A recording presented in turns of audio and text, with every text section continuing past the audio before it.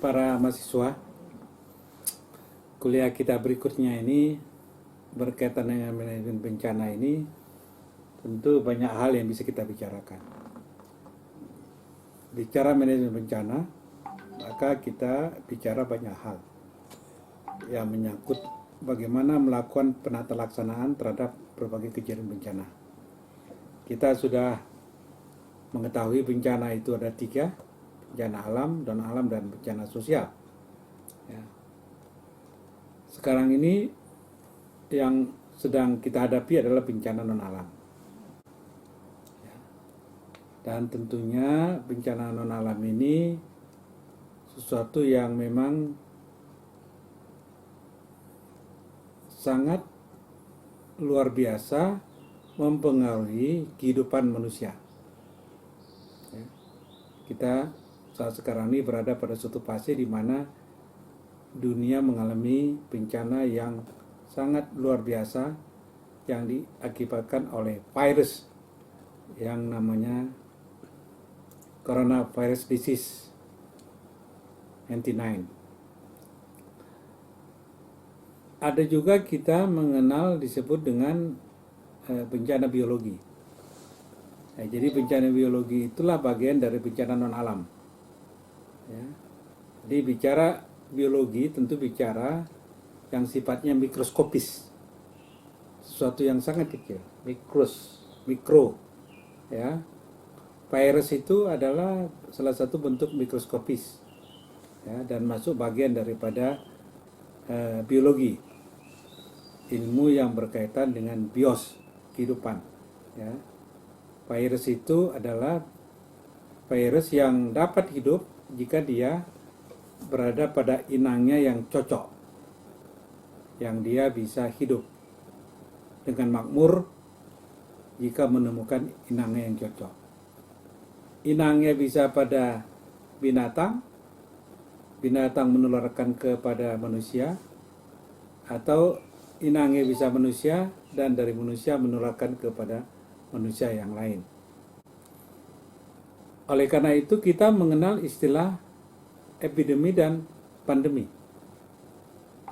Dia disebut epidemi kalau memang kejadian bencana non alam itu terjadi di satu negara, ya, bersifat epidemiologis, ya, terjadi di suatu negara, ya, dan di negara itu sudah memberikan dampak terhadap kehidupan masyarakat di negara itu, ya, sehingga diperlukan upaya-upaya untuk mengatasinya. Ya. Kemudian ada yang sifatnya pandemi. Pandemi itu tentu sudah lintasan dunia. Jadi virus itu dia bergerak dibawa oleh manusia atau binatang lintas negara, ya, karena hubungan, ya, komunikasi transportasi antar negara yang begitu intens, maka virus juga ikut terbawa. Bisa dibawa oleh binatang, bisa dibawa oleh manusia. Ya.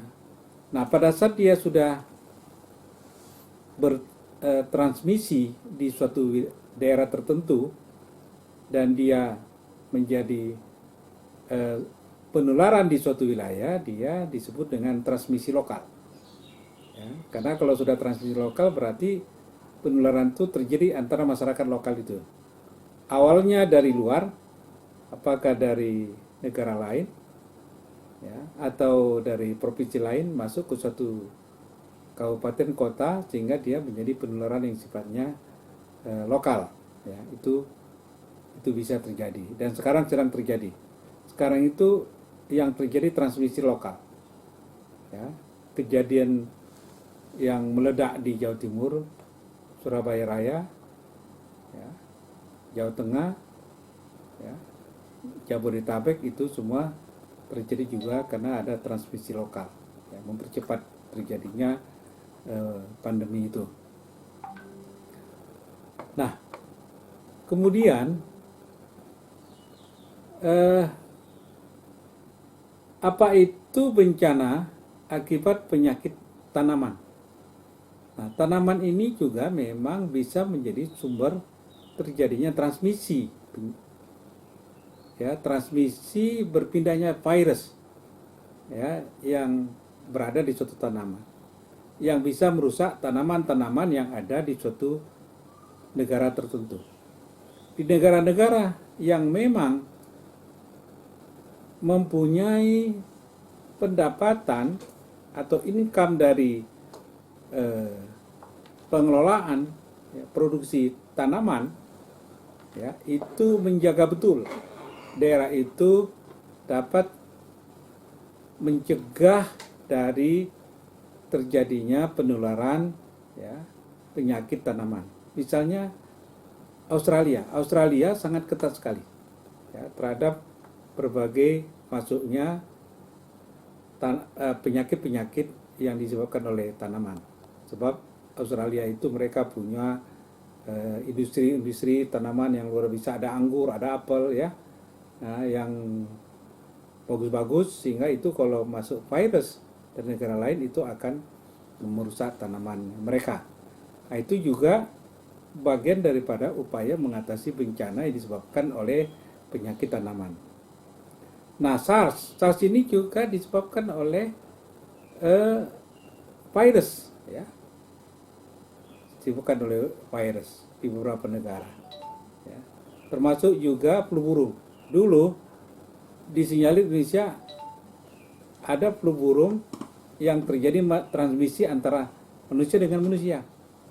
Inilah yang dibantah oleh Menteri Kesehatan waktu itu, oleh Bu Siti Fadila, bahasanya di Indonesia tidak terjadi itu transmisi dari manusia ke manusia, tapi itu adalah transmisi dari binatang, nah, yang bisa ke ke manusia. Tapi itu Indonesia bisa memprotek itu sehingga Indonesia tidak mengalami tragedi flu burung, ya, itu dapat diatasi. Walaupun WHO pernah waktu itu mendorong supaya Indonesia menggunakan vaksin yang disediakan WHO yang harus dibeli oleh Indonesia, tapi kita tidak menggunakan. Nah, kemudian apa itu bencana sosial? Tadi sudah kita singgung. Bencana sosial itu biasanya terjadi karena beberapa sebab. Pertama, terjadinya kesenjangan sosial. Kesenjangan sosial itu karena gap income, pendapatan, ya. Di satu kelompok masyarakat berpenghasilan sangat tinggi, ya. Di satu sisi masyarakat lain berpenghasilan sangat rendah, bahkan sangat sulit untuk meneruskan kelangsungan hidupnya, sehingga terjadi gap sosial yang luar biasa, ya. Kesenjangan sosial ini menimbulkan benturan sosial, menimbulkan kemudian kerusuhan sosial, ya. Kemudian juga akan terjadi kejahatan-kejahatan yang disebabkan oleh kondisi sosial ekonomi yang begitu tajam tadi. Nah, itu semua ujung-ujungnya terjadi konflik sosial. Ujung dari konflik sosial itu terjadi bentrokan sosial. Ujung dari bentrok sosial itu akan memakan korban, ya. Nah, jika itu tidak dilakukan upaya-upaya penyelesaian, maka bencana sosial ini juga bisa merembet lebih luas lagi. Bisa bersifat konflik vertikal, bisa bersifat horizontal, ya. Jadi karena dia kerusuhan sosial, turun aparat, ya, menangani, kemudian masyarakat merasa tidak adil penanganan aparat, maka aparat yang dilawan, seperti yang terjadi di Amerika Serikat, kasus terbunuhnya seorang kulit hitam di Minnesota, ya, yang menjadikan polisi jadi sasaran amukan, kantor polisi dibakar habis-habisan, yang sampai sekarang nampaknya masih terus belum selesai. Kemudian apa yang dimaksud dengan penanggulangan bencana, ya, atau disaster management? Penanggulangannya itu tentu jika terjadi bencana ditanggulangi. Prinsip dari disaster management, ya, prinsip dari disaster management adalah menyelamatkan nyawa manusia. Itu yang penting. Harta benda biarkan aja dulu, yang penting manusianya, ya. Maka langkah rescue yang dilakukan itu menyelamatkan manusianya, ya. Itu disebut dengan disaster management, menyelamatkan manusia. Setelah manusianya bisa diselamatkan, baru diselamatkan hartanya, diselamatkan pendukung-pendukung lainnya. Inilah prinsip dari disaster management, penanggulangan bencana, ya, yang memang itu memerlukan kecepatan, ketepatan, ya, dari mereka-mereka yang punya keterampilan. Jadi relawan-relawan disaster management itu karakternya macam-macam. Ada relawan yang sifatnya rescue tadi, ya, menarik orang dari tempat bencana dengan risiko tinggi, harus punya kemahiran yang tinggi, ya.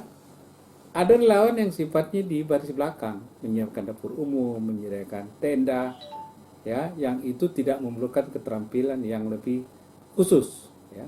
Sehingga kategori relawan itu juga harus dipersiapkan. Ada relawan yang sifatnya adalah menangani psikososial, ya, terhadap mereka-mereka yang mengalami trauma, ya, terjadi bencana.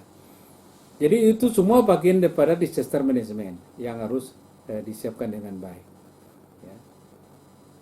Karena kondisi orang yang mengalami bencana itu biasanya unstable, dia tidak stabil, mudah emosional, ya, mudah marah, ya. Jadi harus dilakukan upaya-upaya yang sifatnya psikososial maupun upaya-upaya yang sifatnya menenangkan. Ini juga tidak mudah, ya. Jadi bukan sekedar dia dikasih makan cukup, tidak dikasih pakaian tidak, tapi juga ada ketenangan batin yang bisa diberikan, ada jaminan juga dia akan mendapatkan kembali rumahnya, akan mendapatkan tempat tinggalnya yang layak, ya. Itu, ya, yang harus dilakukan. Dalam disaster management tidak selesai sampai dengan langkah darurat pada saat kejadian bencana, tapi harus diselesaikan pasca bencananya, ya, sehingga dia kembali kepada kehidupan normal. Itu yang sering terlupakan dalam disaster management, sehingga pemerintah sering sulit menyelesaikan yang sifatnya pasca bencana ini, yaitu langkah-langkah yang bersifatnya recovery tadi, rekonstruksi, ya, sehingga dengan demikian keluhan-keluhan yang dirasakan oleh masyarakat, terutama yang belakangan ini bencana di Palu, bencana di Mataram, itu umumnya berkaitan dengan pasca bencana. Itu yang mereka mengalami kesulitan. Nah, bagaimana tahapan-tahapan penanggulangan bencana? Ya. Tahapan-tahapan penanggulangan bencana itu tentu sesuai dengan tahapan bencana. Ya. Kalau dia dalam tahapan-tahapan mitigasi, tahapan prabencana atau tahapan early warning, tentu lebih bersifat melakukan upaya-upaya kesiapsiagaan. Bagaimana suatu komunitas masyarakat, ya, dibangun suatu kerjasama, ya, jika terjadi bencana apa tandanya, ya, disiapkan, dibunyikan kentongan, ya, dengan nada tertentu, atau juga sudah disiapkan arah evakuasi kalau terjadi bencana, kemana arah yang harus pergi untuk menyelamatkan diri. Itu semua bagian daripada upaya-upaya itu. Termasuk juga kalau terjadi bencana, kalau dia sedang di dalam gedung, bagaimana caranya dia menyelamatkan diri?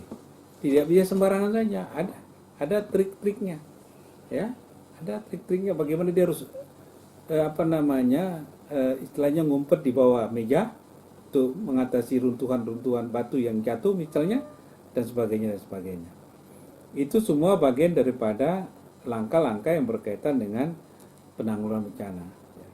Termasuk juga bagaimana pasca bencana, ya, mereka itu bisa punya aktivitas yang dilakukan sehingga membangun suasana yang lebih kondusif, ya, sehingga dapat mengatasi kondisi-kondisi emosional yang mungkin terganggu dengan terjadinya bencana itu. Nah, kira-kira itu yang penting dalam tahapan-tahapan ini. Dari semua tahapan ini, dari 3 tahapan, ketiga tahapan ini sama pentingnya. Ya. Early warning penting untuk meminimasi terjadinya korban, untuk meminimasi terjadinya kerusakan, untuk meminimasi terjadinya kehilangan harta segala macam. Jadi perlu kesiapsiagaan, ya, baik juga kesiapan mental. Sedangkan tahapan kedaruratan karena terjadi bencana, tentu juga di sini diperlukan kesigapan, ya, kemudian juga kekuatan mental, ya, bahwasanya dia sedang menghadapi kedaruratan yang harus segera dilakukan langkah-langkah untuk menyelamatkan diri. Nah, tahap ketiga pasca bencana tentu lebih bersifat bagaimana dia dapat meneruskan kehidupannya, ya, kembali ke kehidupan awal, ya. Jika dia memang harus bercocok tanam, harus bercocok tanam. Jika dia bekerja, dia harus bekerja supaya kehidupan dia kembali kepada kehidupan normal. Itulah yang harus dilakukan dalam berbagai tahapan-tahapan kejadian bencana. Ya, saya rasa itu yang dapat saya sampaikan. Terima kasih. Assalamualaikum warahmatullahi wabarakatuh.